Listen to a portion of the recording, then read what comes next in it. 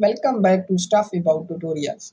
Today we are talking about how to close all tabs on Safari in iPhone. Why would you want to know how to close all tabs on Safari in iPhone? Well, maybe it is your first time using an iPhone and not sure how to close all tabs on Safari in iPhone. So today I am going to show you how to close all tabs on Safari in iPhone. Check video description and I will try to leave the written instructions. Closing all tabs on Safari in iPhone is quite simple and easy to do, and the process is same for all iOS devices. Let me show how you will close all tabs on Safari in iPhone. First of all, open Safari app in your iPhone, and now here is my Safari app home screen.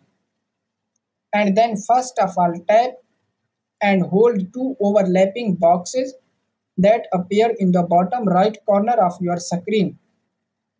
And now in this pop-up menu, click on Close All Tabs, and that will close your all tabs on Safari. So there you go. If you were wondering how to close all tabs on Safari in an iPhone, that is the easiest way I know. If you know another way, please leave a comment below. Be sure to subscribe for more videos.